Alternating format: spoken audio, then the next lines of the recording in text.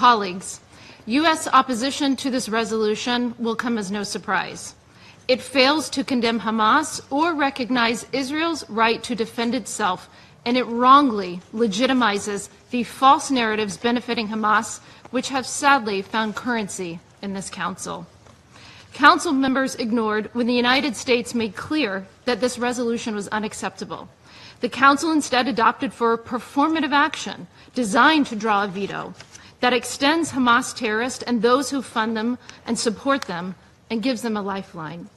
Let's recall that Hamas started this brutal conflict on October 7th, 2023, when it perpetrated the worst massacre and kidnapping of Jews since the Holocaust.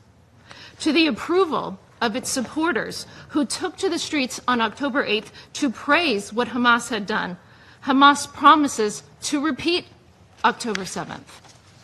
Despite everything, Hamas has no regrets. The lives of Gaza's civilians in harm's way are mere tools in the project to destroy Israel. Hamas continues to hold 48 hostages. Those who remain alive are captive in a living hell. It has done so for 713 days. We have seen the chilling videos and images of how Hamas has starved the hostages. In this Council, we have heard heart-rending testimony from freed hostages, how Hamas brutalized and sexually assaulted them during their captivity.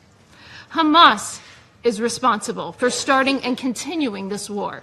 Israel has accepted proposed terms that would end the war, but Hamas continues to reject them. This war could end today if Hamas freed the hostages and laid down its arms. This resolution has other serious defects beyond just failing to condemn Hamas. First, the United States has stressed since this conflict began that Israel has the right to defend itself.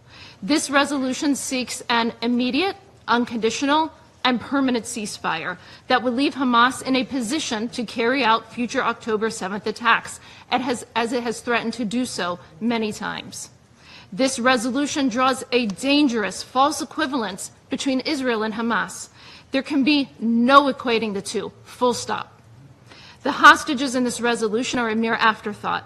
The United States will never accept this. President Trump will never accept this. He has made clear all 48 hostages must be released now. This resolution also refuses to acknowledge and seeks to return to a failed system that has allowed Hamas to enrich and strengthen itself at the expense of civilians in need. This resolution wrongly references the IPC report with its flawed methodology, changed standards, and clear bias. Gaza has humanitarian needs because of Hamas, and because the international community turned a blind eye to the true use of the billions in aid that it provided. Israel takes clear risks by working every single day with the United States and regional partners to deliver aid to civilians, as we witnessed today. As Ambassador Huckabee said, initial reports show a terrorist arrived at Albany Crossing, driving an aid truck intended for Gaza, and murdered 2 Israeli soldiers. This heinous act betrays the trust in humanitarian efforts. We offer our condolences to the bereaved IDF families.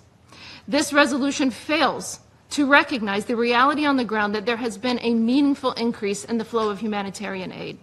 However, the UN's own data shows that approximately 85% of UN aid sent to Gaza since May 19th has been intercepted.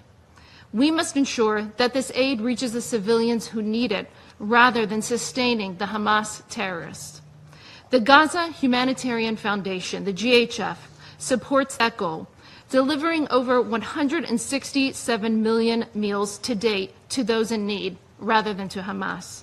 GHF works well, and it is untainted by the extreme failure of other organizations at the UN.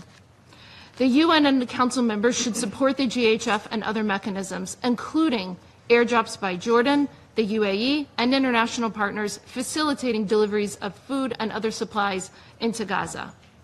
These mechanisms have delivered humanitarian assistance and other goods to those in need and denied Hamas the supply on which they have come to rely. So, the United States rejects this unacceptable resolution. It is beyond time that Hamas release every single hostage now and surrender immediately. The United States will continue to work with its partners to bring an end to this horrific conflict for the sake of the people of Gaza, who deserve a future free from Hamas, and the whole Middle East, which is ready to move into a new chapter of peace and prosperity. For these reasons, the United States of America will vote against the draft resolution and urges delegations to join us in voting against it.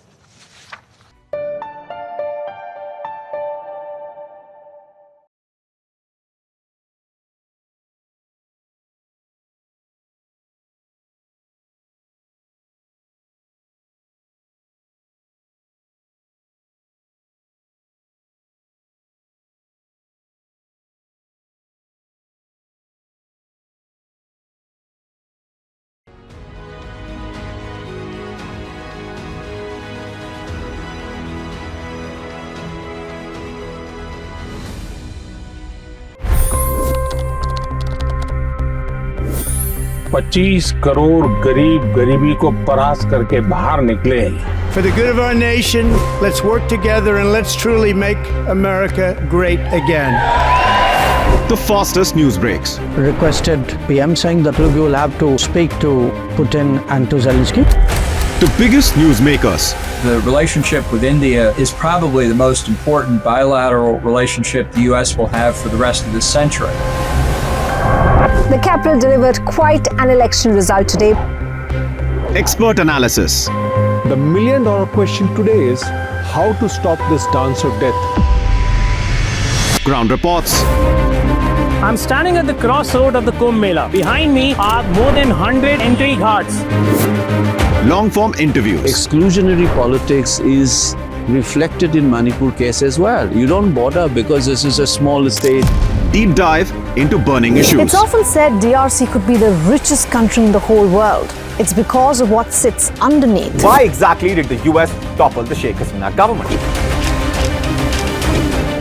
HT videos. We don't just break news, we break it down.